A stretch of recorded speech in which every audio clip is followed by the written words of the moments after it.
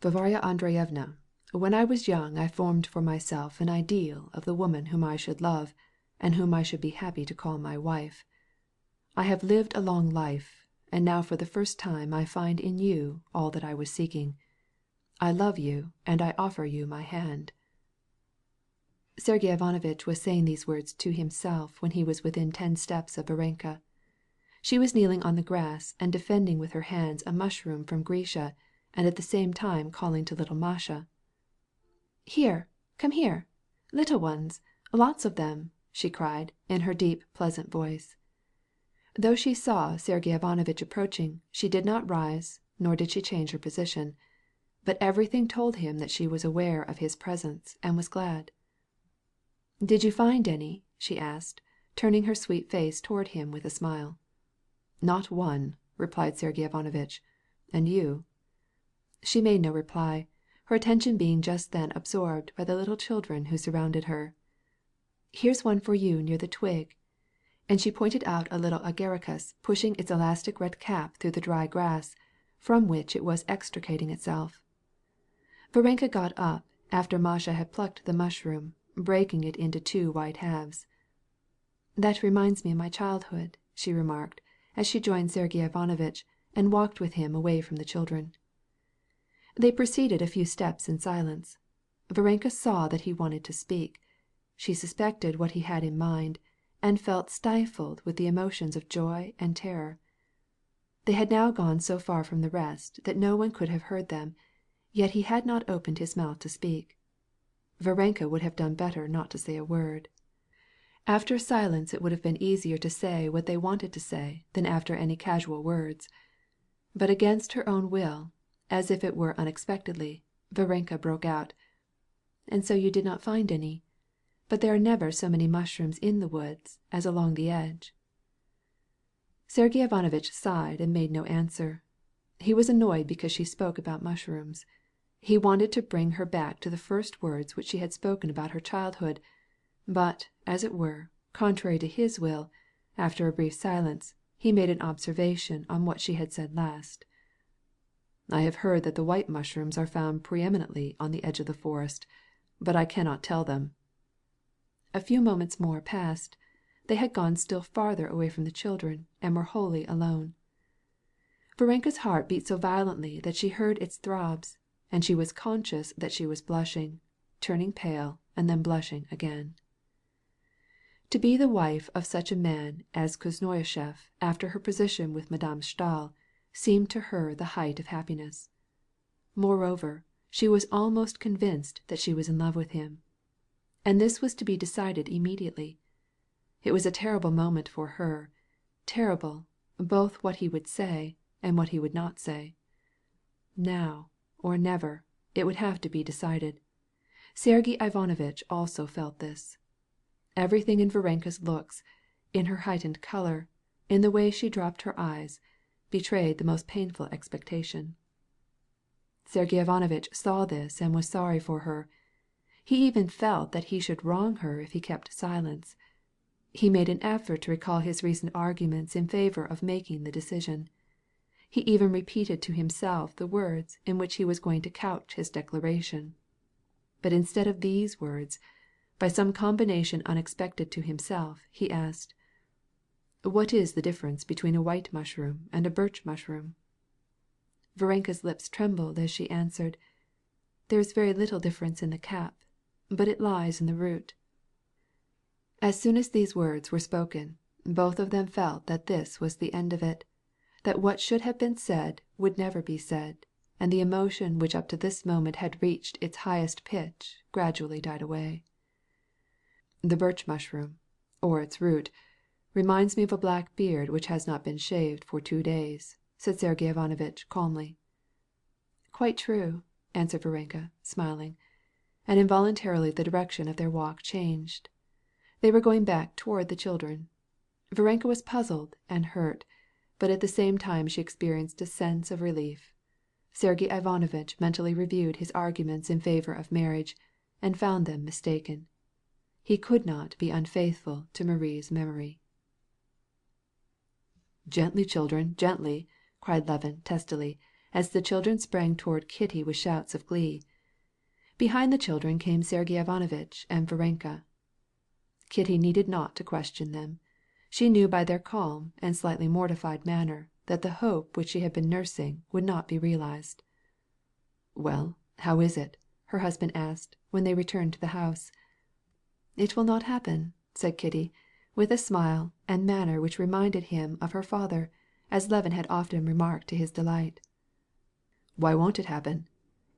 "This is why," said she, taking his hand, raising it to her mouth and touching it with her closed lips, "as people kiss a bishop's hand." "Which one has failed of it?" he asked, laughing. "Both. It must be so when—" "Here come the muzhiks." "No, not yet." While the children took their supper, the older people sat on the balcony and talked as if nothing had happened. But all, and especially Sergey Ivanovitch and Varenka, knew very well that an important event had occurred, although it was a negative one. The two experienced a feeling such as a boy has when, having failed in the examination, he is either kept in the same class or is excluded forever from an institution. All present, feeling likewise that something had taken place, talked with forced animation. Levin and Kitty felt especially happy and in love with each other that evening. And that they were happy in their love seemed to make it impolite to comment on the unskillfulness of those who did not know how to be happy, and this made them feel guilty. "Take my word for it, Alexander will not come," said the princess. That evening they were expecting Stepan Arkadyevitch from the train, and the old prince had written that perhaps he, also, would come. "And if he doesn't, I know why," continued the princess. "He says that young people ought to be left alone during the first part of their married lives." "Yes, papa is abandoning us for that very reason. He has not been to see us at all. But how are we young folks? I am sure we are quite old." "Only, if he does not come, and I have to take my leave of you children," said the princess, with a melancholy smile. "What is the matter with you, mamma?" cried both daughters at once. "You can think how it is with him. Here, now." And suddenly and unexpectedly the old princess's voice broke.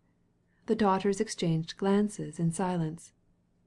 "Maman is always finding some melancholy topic," said their eyes. They did not know that, however pleasant it was for the princess to visit her daughters, and however necessary she felt that she was, nevertheless both she and her husband had been very sad ever since they had given up their last beloved daughter and the family nest had become empty. "What is it, Agafya Mikhailovna?" suddenly asked Kitty of the old housekeeper, whom she saw standing near her with a mysterious and significant look in her eyes. "It is about supper." "Now, that is excellent," said Dolly. "You go and make your arrangements, and I will hear Grisha recite his lesson. He has not done anything all day." "The lesson is my part. No, Dolly, I will go," cried Levin, springing up. Grisha, who had already entered the gymnasium, was obliged to keep up his lessons during the summer. Darya Alexandrovna, who had already begun, in Moscow, to study Latin with her son, now that she had come to the Levins, had made it a rule to go over with him, at least once a day, his most difficult lessons in Latin and arithmetic. Levin had taken it on himself to substitute for her. But the mother, having once listened while Levin was hearing the recitation, and noticing that he did not teach as the instructor in Moscow did, with an awkward attempt not to hurt his feelings, told Levin decidedly that he must go according to the book, as his tutor did, and that she had better take charge of his lessons again. Levin was annoyed with Stepan Arkadyevitch, owing to whose carelessness the mother had charge of the children's education, though she understood nothing about it at all, and he was annoyed with the teachers because they had such bad methods of teaching. But he promised his sister-in-law that he would conduct the recitations as she wished. And so he continued to take charge of Grisha's studies, no longer, however, in his own method, but according to the book, and therefore perfunctorily, and frequently forgetting the lesson hour. And that is what had happened that day. "No, I will go, Dolly, and you keep your seat," said he. We are going along in due order by the book. Only, now that Stiva is coming, we shall be going hunting, so we shall have to neglect them." And Levin went to find Grisha. Varenka was saying almost the same thing to Kitty. Varenka had found the way of being useful even in the Levins' happy, well-ordered household. "I will go and see about supper, and you keep your seat," said she, and she joined Agafya Mikhailovna. Yes, but you won't find the chickens, then," said Kitty. "Agafya Mikhailovna and I will settle the difficulty," said Varenka, and disappeared with her. "What a pretty girl!" exclaimed the princess. "Not pretty, maman, but the charmingest girl in the world." "And so you are expecting Stepan Arkadyevitch, are you?" said Sergey Ivanovitch, evidently not liking to have the conversation about Varenka prolonged. "It would be hard to find two brothers-in-law less alike," said he, with a sly smile. "One versatile, living only in society, like a fish in the water. The other, our Kostya, full of life and activity, quick at everything, but as soon as he gets into society, he either gives up the ghost or flops about aimlessly, like a fish on dry land." "Yes, he is very heedless," said the princess, addressing Sergey Ivanovitch. "I wanted especially to ask you to persuade him that it is impossible for her," she was referring to Kitty, "to stay here. She certainly ought to be taken to Moscow. He says write for a doctor."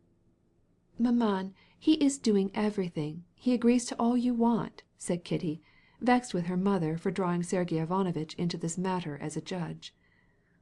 While they were talking, the whinnying of a horse on the driveway was heard, and the sound of wheels on the stones.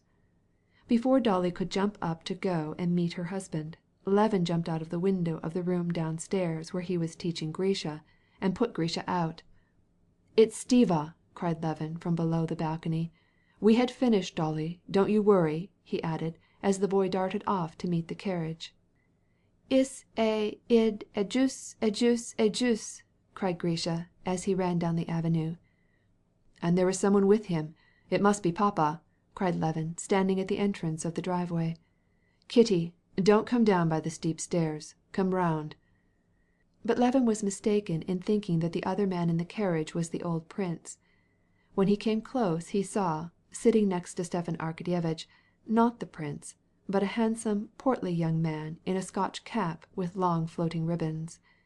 This was Vasenka Veslovsky, a third cousin of the Shtcherbatskys, a brilliant young member of Moscow and Petersburg society. "One of the best fellows that ever lived, and a devotee of hunting," as Stepan Arkadyevitch expressed it in introducing him. Veslovsky was not in the least disconcerted by the surprise which his appearance, in place of the old prince, caused. He gaily greeted Levin, reminding him of their former acquaintance, and took Grisha into the carriage, lifting him up over the pointer which Stepan Arkadyevitch had brought with him.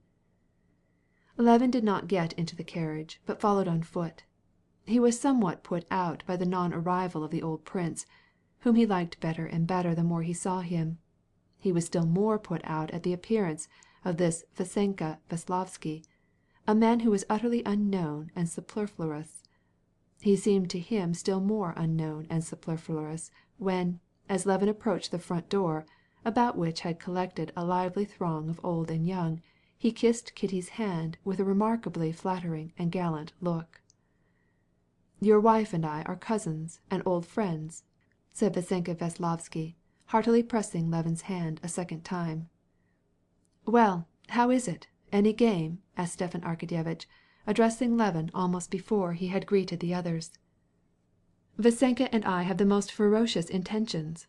How are you, maman, since we saw each other in Moscow? Well, Tanya, how goes it? Get the things from the back of the calash, please," said he, addressing everyone at once. "How well you look, Dolenka," he said to his wife, again kissing her hand, holding it in his, and smoothing it. Levin, who a few minutes before had been in the happiest frame of mind, now looked at them all with indignant eyes, and everything disgusted him. "Whom did he kiss yesterday with those same lips?" he queried, as he saw how affectionate Stepan Arkadyevitch was to his wife. He looked at Dolly, and even she was displeasing to him. Of course, she cannot believe in his love for her. How then can she seem so glad? Repulsive, said Levin to himself. He looked at the princess, who had seemed to him so charming a moment before, and her manner of receiving this Veslovsky and his ribbons, as if she were at home there, displeased him. Even Sergey Ivanovitch, who had come out on the porch with the rest, seemed to him disagreeable by reason of the hypocritical friendliness with which he met Stepan Arkadyevitch, for Levin knew that his brother neither liked nor respected Oblonsky. And Varenka disgusted him, because she, with her Saint Nitouche look, nevertheless met this stranger as if she thought only what sort of husband he would make for her. And most displeasing of all was Kitty, as she fell into conformity with the tone of gaiety with which that gentleman regarded his visit, as if it were a festival for himself and all the rest. Especially disagreeable was the peculiar smile with which she responded to his smile. Noisily talking, they all went into the house, but as soon as they sat down, Levin turned on his heel and started off. Kitty saw that something was amiss with her husband. She wanted to take advantage of a favorable moment and have a little talk with him alone, but he hastened from her, declaring that he had business to attend to at the office. Not for a long time had his affairs seemed to him so important as they did at that day. It may be a holiday for them, he said to himself, but here are affairs of importance to be attended to, and they can't be delayed, and without them life could not be carried on. Only when they had sent to tell him supper was ready did Levin go back to the house again. On the stairway Kitty and Agafya Mikhailovna were standing holding a consultation over the wines for supper. "But why do you make such a fuss? Give them what you usually do." "No, Stiva doesn't drink. Kostya, wait. What is the matter with you?" exclaimed Kitty, hastening after him, but he, without heeding her, went with long strides into the dining room, and immediately began to take part in the lively conversation which Vasenka Veslovsky and Stepan Arkadyevitch were enjoying. "What do you say? Shall we go hunting tomorrow?" asked Stepan Arkadyevitch. "Please let us go," said Veslovsky, changing his seat to another chair and doubling his fat leg under him. "I shall be very glad. Yes, we will go. Have you had any hunting this year yet?" asked Levin, looking at Veslovsky's leg, but his cordiality was put on, as Kitty could easily see, and did not become him. "I doubt if we find any woodcock, but snipe are abundant. We shall have to start early. You will not be too tired. Are you tired, Stiva?" "I? Tired? I don't know what it is to be tired. I'm ready to stay up all night. We'll go and take a walk." "Certainly. Let us stay up all night. Capital," said Veslovsky. "Oh, yes. We are agreed on that point, that you can stay up all night and also keep other people awake," said Dolly, in a tone of playful irony which she almost habitually employed in addressing her husband. "In my opinion, I had better be going to bed. I won't eat any supper. I'll go now." "No, Dolyenka, sit down," said Stepan Arkadyevitch, going to the other side of the great table and taking a seat near his wife. "I've so many things to tell you about." "Probably mighty little. Do you know, Veslovsky has been at Anna's. She lives only 70 versts away from here. He is going there when he leaves us, and I intend to go too.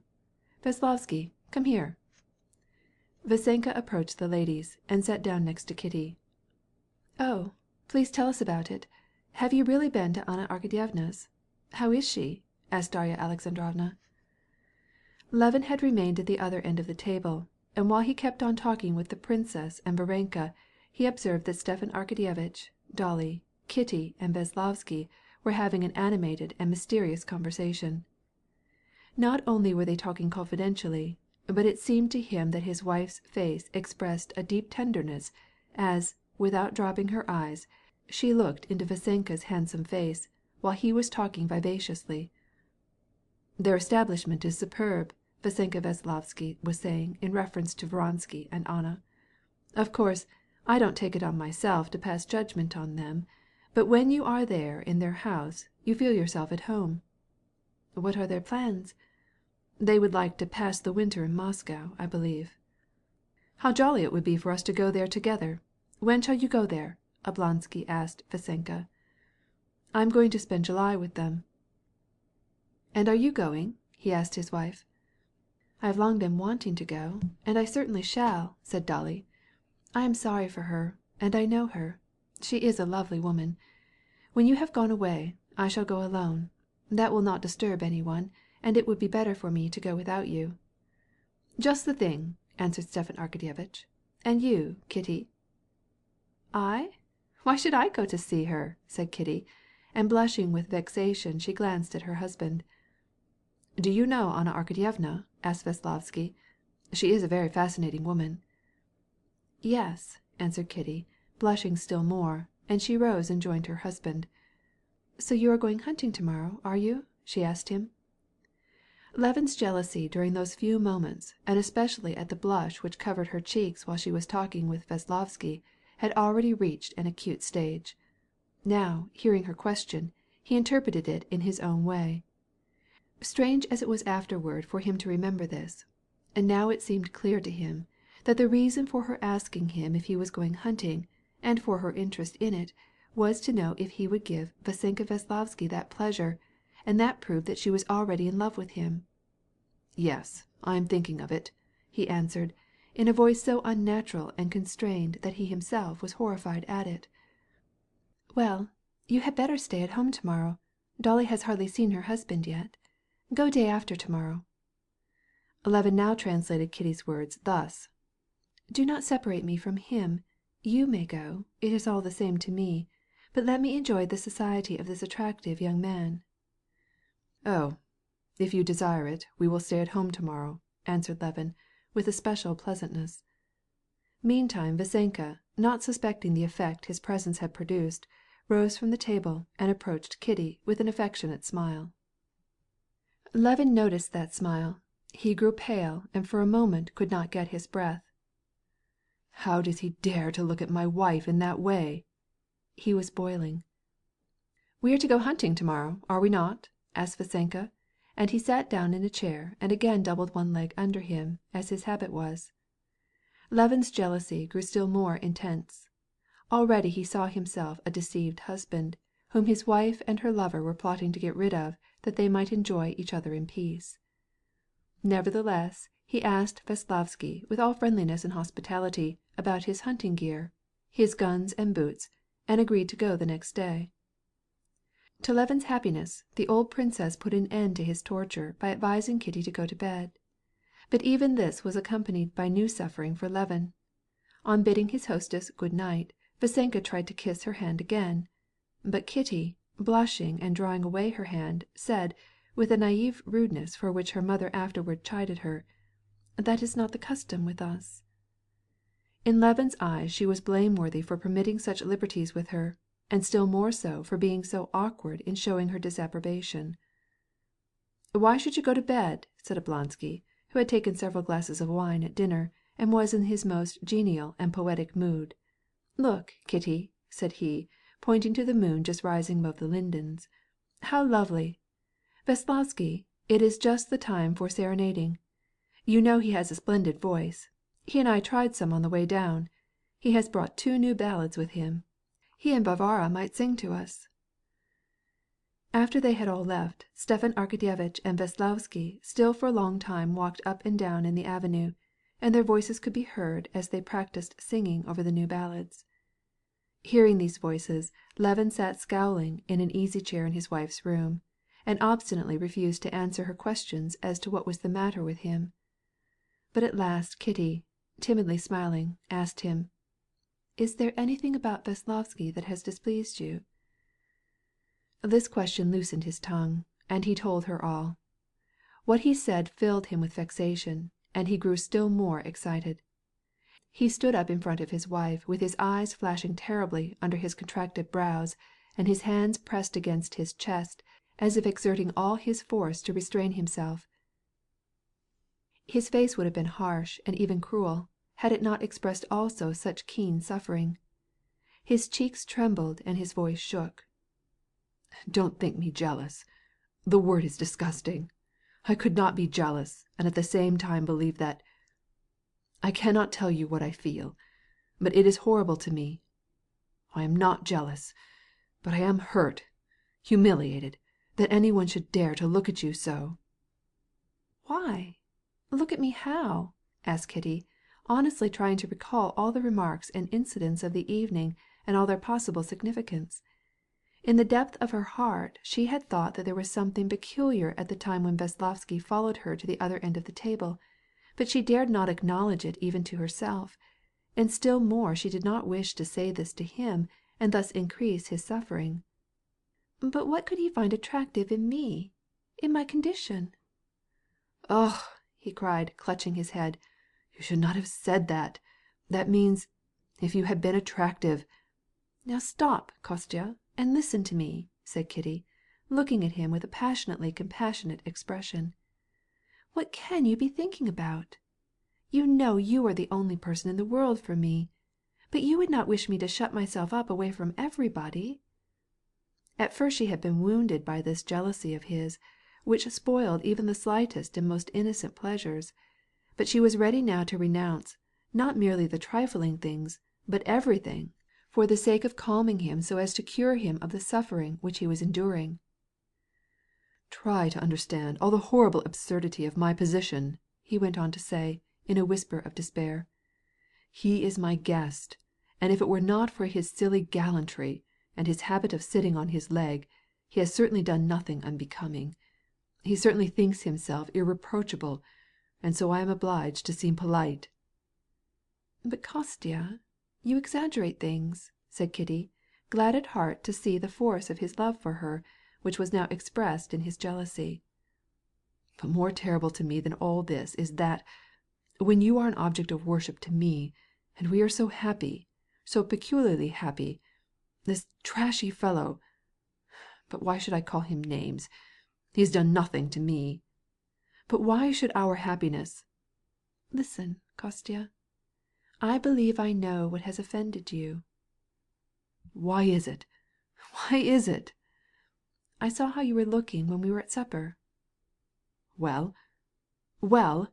asked Levin excitedly. She told him what they were talking about, and as she recounted it, she sighed with her emotion. Levin was silent. Then observing his wife's pale, excited face, he clutched his head again. "Katya," cried he, "I have tried you. Golubchik, forgive me. This is sheer craziness. I am a burden to you, Katya. I am a fool. How could I torture myself over such a trifle?" "I am sorry for you." "For me? For me? That I am insane? But still it is horrible to think that any stranger might destroy our happiness." "Of course. This is outrageous." "No. To disprove this, I will keep him with us all summer, and I'll spread myself in heaping favors on him," said Levin, kissing his wife's hands. "You'll see. And tomorrow, yes, certainly tomorrow, we will go." The next morning the ladies were not yet up when the hunting traps were waiting at the door, and Laska, who since dawn had realized that hunting was in prospect, and having frisked and barked till she was tired, was sitting up on the katki next to the coachman, looking with excitement and disapprobation at the door at which the huntsmen were so provokingly dilatory in making their appearance. The first to appear was Vassenka Veslovsky, in a green blouse, with a cartridge belt of fragrant Russian leather, shod in new high boots which reached halfway up his thighs, his Scotch cap, with ribbons, on his head, and having an English gun of rather recent style, but without strap or bandolier. Laska sprang toward him and welcomed him, and asked in her way if the others were coming, but, receiving no answer, she returned to her post, and waited with bent head and one ear pricked up. At last the door opened noisily, and let out Krak, the pointer, circling round and leaping into the air, and after him came his master, Stepan Arkadyevitch, with gun in hand and cigar in mouth. "Down, Krak, down!" exclaimed Oblonsky, caressingly to the dog, which leaped up to his breast and caught his paws on his game-pouch. Stepan Arkadyevitch wore pigskin sandals, leggings, torn trousers, and a short overcoat. On his head was the ruin of what had once been a hat, but his gun was of the most modern pattern, and his game-bag, as well as his cartridge-box, though worn, were of the finest quality. Vasenka Veslavsky had never before realized the fact that the height of elegance for a huntsman is to be in rags, but to have the equipment of the finest quality. He understood this now, as he gazed at Stepan Arkadyevitch, whose elegant, well-nurtured, and aristocratic figure was so gaily brilliant, though in rags, and he made up his mind to profit by this example the next time he should go hunting. "Well, where is our host?" asked he. "He has a young wife," said Stepan Arkadyevitch, smiling. "And how charming she is! He must have gone in to see her again, for I saw him all ready to start." Stepan Arkadyevitch was right. Levin had gone back to Kitty to make her say over again that she forgave him for his absurd behavior of the evening before, and to ask her for Christ's sake to be more careful.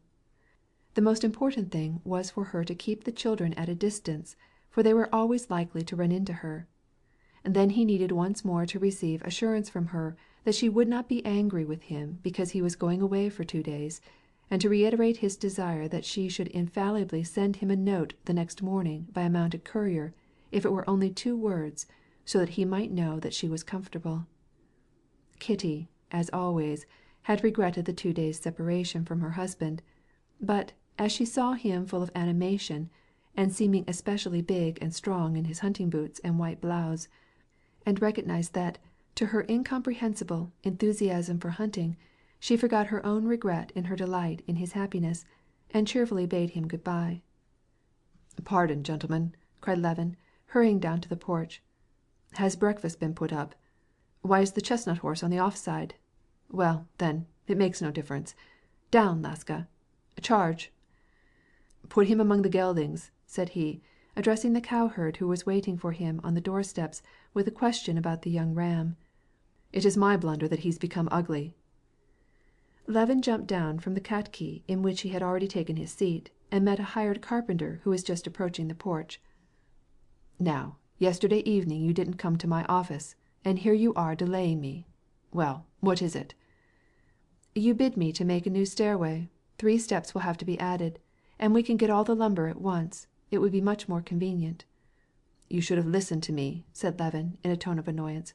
"I said, fix the string boards and then cut in the steps. Now, don't try to mend them. Do as I ordered, make a new one." The matter in question was this. In the wing which was building, the carpenter had spoiled a staircase by framing it separately and not taking the slope into account, so that the steps were all at an angle when it was put into its place.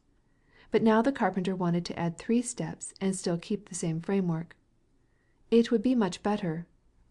"But where would it go, even if you added 3 steps?" "Excuse me," said the carpenter, with a disdainful smile. "It would go up to the same landing. Of course you'd pull it out below," said he, with a persuasive gesture. "It will fit. It will surely fit."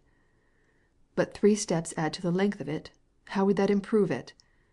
After an idle argument in which the carpenter kept obstinately repeating the same words, Levin took his ramrod and proceeded to outline the plan of the staircase in the dust.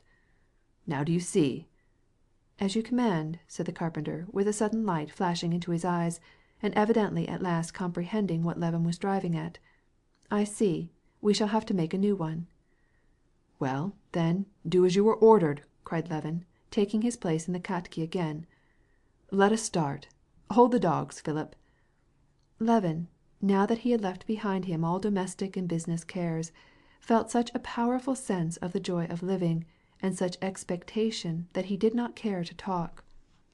Moreover, he experienced that sense of concentrated emotion which every huntsman feels as he approaches the field of his activity.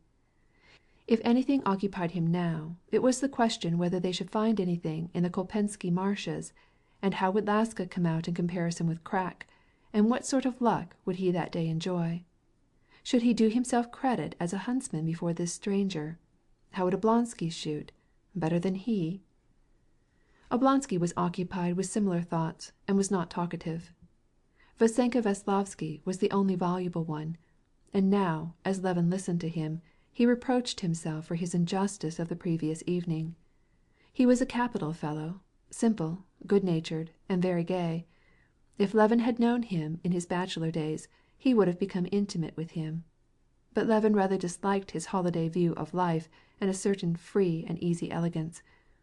He seemed to arrogate to himself a marked and indubitable superiority because of his long finger-nails and his little cap and everything else corresponding. But this could be condoned in view of his good nature and irreproachable manners. He pleased Levin because he was well educated and spoke French and English admirably, in fact, was a man of his own walk in life. Vasenka was completely carried away by the Stepnaya Donskaya horse on the left of the three-span. He kept going into raptures over her. How splendid it would be to gallop over the steppe on a steed of the steppe! Isn't that so? He cried. He imagined that galloping over the steppe on such a horse was something wild and poetic, with no possibility of disappointment. But his innocence, especially in conjunction with his good looks, his pleasant smile, and his graceful motion, was very captivating. And because he was naturally sympathetic to Levin, or else because Levin, in consequence of his injustice to him the evening before, tried to find all his best qualities, they got on famously. They had gone scarcely 3 versts when Veslovsky suddenly remembered his cigars and pocket-book, and could not tell whether he had lost them or left them on his table. There were 370 rubles in the pocket-book, and he could not leave them so. "Do you know, Levin, I could take your Cossack horse and gallop back to the house. It would be elegant." "Oh, no," replied Levin, who calculated that Vasenka's weight might be not less than 240 pounds. "My coachman can easily do the errand." The coachman was sent back on the Cossack horse, and Levin drove on with the pair. "Well, what's our line of march? Give us a good idea of it," said Stepan Arkadyevitch. "This is my plan. We will go first to Gvozdevo. Just this side of Gvozdevo is a snipe marsh, but on the other side of Gvozdevo extend splendid woodcock marshes, and there'll be game there. It's hot now, but towards the cool of the day. It's 20 versts from here. We will try the field. We will spend the night there, and then tomorrow we will strike into the great marshes." "But isn't there anything on the way?" "Yes, but it would delay us, and it's too hot. There are 2 splendid little places, but it is hardly worth while." It was Levin's intention to attack these places, but as they were near home, he could go there at any time, and as they were small, he thought that 3 hunters were too many. Therefore he prevaricated when he said that it was hardly worth while. When they came up to the little marsh, Levin was proposing to drive by, but Stepan Arkadyevitch, with the experienced eye of a huntsman, immediately saw the water-soaked ground which was visible from the road. "Shan't we try that?" he asked, pointing to the marsh. "Levin, please stop! How splendid!" Vasenka Veslovsky began to beg, and Levin could not well refuse. Before they had fairly stopped, the dogs in eager emulation darted into the marsh. "Crack! Laska!" The dogs turned back. "There won't be room enough for 3. I will wait here," said Levin, hoping that they would not find anything except lapwings, which flew up from in front of the dogs, and, as they skimmed away over the marshy ground, uttered the most mournful cries. "No, come on, Levin, let's all go together," cried Veslovsky. "It's a fact that there isn't room. Back, Laska, back. You don't need more than 1 dog, do you?" Levin remained by the Lineika, and with jealousy in his heart watched the huntsmen, who were tramping through the whole bog. There was nothing in it, however, except moorhens and lapwings, one of which Vasenka killed. "Now you see that I gave you good advice about the marsh," said Levin. "It's only a waste of time." "No, it's good fun all the same. Did you see?" exclaimed Vasenka, awkwardly climbing into the wagon with his gun and his lapwing in his hands. "Didn't I make a stunning good shot? Well, will it take long to get to the other one?" Suddenly the horses plunged. Levin gave himself a violent bump on the head against someone's gun, and a shot went off. The gun really went off before, but it seemed to Levin the other way. It happened that Vasenka, in uncocking his gun, fired 1 barrel. The shot buried itself in the ground, and no damage was done to anyone. Stepan Arkadyevitch shook his head and laughed reproachfully at Veslovsky, but Levin had not the heart to rebuke him. In the first place, any reproach would seem to be called forth by a danger past and by the bump on his forehead, and in the second place Veslovsky was so innocently filled with remorse and afterward laughed so good-naturedly and so contagiously over their common alarm that no one could help joining in. When they reached the second marsh, which was of considerable size and sure to occupy much time, Levin advised not getting out. But Veslovsky again put in his entreaties. Again, since the marsh was not big enough for three, Levin, like the hospitable host, remained by the teams. As soon as they stopped, Laska darted off to the tussocks. Vasenka Veslovsky was the first to follow the dog, and before Stepan Arkadyevitch reached the wet ground a snipe flew up. Veslovsky missed it, and the bird flew over into an unmown meadow. But this snipe was predestined to be Veslovsky's. Krak again pointed it, and Veslovsky killed it and returned to the teams. "Now you go, and I will stay by the horses," said he. The huntsman's fever had by this time taken possession of Levin. He turned the reins over to Veslovsky and went into the swamp. Laska, who had been for some time pitifully whining and complaining at the inequality of fate, darted toward the tussock-filled bog which Levin knew so well, and to which Krak had not yet found his way.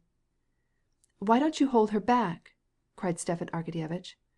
"She won't scare them away," replied Levin, delighting in his dog and following after her.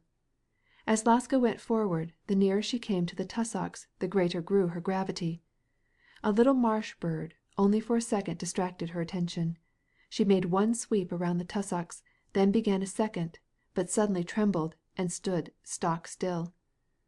"Come, Stiva, come!" cried Levin, feeling how his heart was beginning to throb, and how, suddenly, as if some bolt had slipped in his ears, all sounds, losing their sense of proportion, disconnectedly but distinctly began to come to him.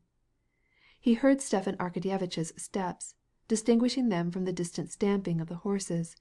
He heard the crunching sound of a corner of a tussock torn away by the roots, and he could distinguish above it the whir of a woodcock's wings. He could also hear, not far behind him, a strange splashing in the water, but what it was he could not make out. Choosing a place for his feet, he moved toward the dog. "Go on." Not a snipe, but a woodcock flew up from under the dog's nose. Levin raised his gun, but at the instant he aimed the same noise of splashing in the water grew louder and nearer, and together with it Veslovsky's voice loudly shouting something. Levin saw that he was aiming too far behind the woodcock, but still he fired. Turning round to discover what made the noise, Levin saw that the horses attached to the katki were no longer in the road, but were in the swamp. Veslovsky, desirous of watching the shooting, had driven down to the swamp and had entangled the horses. "The devil take him!" said Levin to himself, turning back to the entangled horses. "Why did you drive in so far?" he asked dryly, and summoning the coachman, he began to disengage the horses. Levin was vexed because they had caused him to miss his shot, but still more so because neither Stepan Arkadyevitch nor Veslovsky would help him to unharness and get out the team. But the reason for this was that they had not the slightest comprehension of the art of harnessing. Not vouchsafing Vasenka a single word in answer to his assurance that where he stood it was perfectly dry, Levin silently worked with the coachman to unhitch the horses. But afterward, warming up to the work, and noticing how zealously and assiduously Veslovsky dragged at the katki by its side and even broke a part of it off, Levin blamed himself because, under the influence of the feeling which he had had the evening before, he had been too cool toward Veslovsky, and he tried by especial friendliness to atone for his curtness. When everything was brought to order again, and the teams were on the highway, Levin gave orders to get the luncheon ready. "Bon appétit! Bonne conscience! Ce poulet va tomber jusqu'au fond de mes bottes!" exclaimed Vasenka, growing lively again and employing a quaint French proverb as he devoured his second chicken. "Now our misfortunes are ended. Now everything will go on famously. Only as punishment for my sin I must certainly sit on the driver's box. Isn't that so? Hey? No, no, I'm a born automendon. Just see how I will tool you along," he insisted, not letting go the reins when Levin asked him to give up to the coachman. "No, I must atone for my sin, and I like it immensely on the box." And he drove. Levin was somewhat afraid that he would tire out the horses, especially the chestnut on the left, which he could not control, but reluctantly he gave in to his gaiety, listened to the love songs which Veslovsky, sitting on the box, sang all the way, or to his stories and personation of an Englishman driving a four-in-hand, and after they had enjoyed their luncheon they reached the marshes of Gvozdevo in the gayest possible spirits. Vasenka drove the horses so furiously that they reached the marshes too early and it was still hot. On reaching the important marsh, the real goal of their journey, Levin could not help wondering how he might rid himself of Vasenka and so get along without impediment. Stepan Arkadyevitch had evidently the same desire, and Levin could read in his face that expression of anxiety which a genuine huntsman always betrays before he goes out on the chase. He also detected a certain good-natured slyness characteristic of him. "How shall we go in? I can see the marsh is excellent, and there are the hawks," said Stepan Arkadyevitch, pointing to two big birds circling over the tall grass. "Where hawks are there is sure to be game." "Well, do you see, gentlemen," said Levin with a rather gloomy expression, pulling up his boots and contemplating the caps on his fowling piece. "Do you see that tall grass?" He pointed to an islet, shading into a black green in the midst of the wet meadow, which, already half mown, extended along the right bank of the river. "The marsh begins directly in front of you, where it is so green. From there it extends to the right, where those horses are going. There are the tussocks, and you will find snipe there, and so on around this high grass, clear up to the alders and the mill itself. That direction, you see where the ground is overflowed, that is the best place. I've killed as many as 17 woodcock there. We will separate with the two dogs in different directions, and then we will meet at the mill." "Well, who will go to the right, who to the left?" asked Stepan Arkadyevitch. "There is more room to the right. You two go down that way and I will take the left," said he, with pretended indifference. "Capital! We will shoot more than he does. Come on, come on, come on!" cried Veslovsky. Levin saw that he was in for it, so they started off together. As soon as they struck into the marsh the dogs began to hunt round and darted off for the swamp. Levin well knew what that careful and indeterminate maneuver of Laska's meant. He also knew the place, and he was on the lookout for a bevy of woodcock. "Veslovsky, come in line!" he cried in a voice of anguish to his companion, who insisted in falling behind. Since the accidental discharge of the weapon at the Kolpensky marsh, Levin could not help taking an interest in the direction in which Veslovsky's gun barrel was pointing. "Now, I won't bother you. Don't worry about me." But Levin could not help worrying, and he remembered Kitty's words as she said good-bye to him. "Look out that you don't shoot one another." Closer and closer ran the dogs, avoiding each other, each following her own scent. The expectation of startling up a woodcock was so strong that the squeak of his heel as he lifted it out of the mud seemed to Levin like the cry of the bird. He clutched and squeezed the butt of his gun. Bang! Bang! A gun went off directly behind his ear. It was Vasenka shooting at a flock of ducks which were splashing about in the swamp, and alighted far away from the huntsman in an irregular line. Before Levin had a chance to glance round, a woodcock drummed, another, a third, and half a dozen more flew up one after the other. Stepan Arkadyevitch shot one at the very instant he was about beginning his zigzags, and the woodcock fell in a heap in the swamp. Oblonsky took his time in aiming at another which was flying low towards the high grass, and simultaneously with the flash the bird fell, and it could be seen skipping from the mown grass, flapping its white, uninjured wing. Levin was not so fortunate. He shot at too close range for the first woodcock, and missed. He was about to follow after it, but just as it was rising again, another flew up from almost under him and diverted his attention, causing him to miss again. While they were reloading, still another woodcock flew up, and Veslovsky, who had got his gun loaded first, fired 2 charges of small shot into the water. Stepan Arkadyevitch picked up his woodcock and looked at Levin with flashing eyes. "And now let us separate," said he, and limping with his left leg, and holding his gun ready cocked, and whistling to his dog, he started off by himself. Levin and Veslovsky took the other direction. It always happened with Levin that when his first shots were unsuccessful, he grew excited, lost his temper, and shot badly the rest of the day. So it was in the present instance. The woodcock were abundant. They kept flying up from before the dogs, and from under the huntsman's feet, and Levin might have easily retrieved his fortunes. But the longer he hunted, the more he disgraced himself before Veslovsky, who kept merrily firing recklessly, never killing anything, and never in the slightest degree abashed at his ill luck. Levin moved forward hotly, growing more and more excited, and finally he came not to have much hope of bringing down his game. Laska seemed to understand this state of things. She began to follow the scent more lazily, and looked at the huntsman with almost an air of doubt and reproach. Shot followed shot. The gunpowder smoke hung round the sportsman, but in the great wide meshes of the hunting bag lay only 3 light little woodcock, and of those one was killed by Veslovsky, and one of them they both brought down. Meanwhile, on the other side of the swamp, Stepan Arkadyevitch's shots were heard, not very frequently, but, as it seemed to Levin, very significantly, and at almost each one he would hear him cry, "Crack! Crack! Apporte!" This still more excited Levin. The woodcock kept flying up into the air over the high grass. The drumming on the ground and the cries of the birds in the air continued incessantly on all sides, and the woodcock, which flew up before them and swept through the air, kept settling down again in front of the huntsman. Now instead of 2 hawks, there were dozens of them screaming over the marsh. After they had shot over the larger half of the swamp, Levin and Veslovsky directed their steps to a place where there were alternating strips of meadowland which the peasants were accustomed to mow. Half of these strips had already been mown.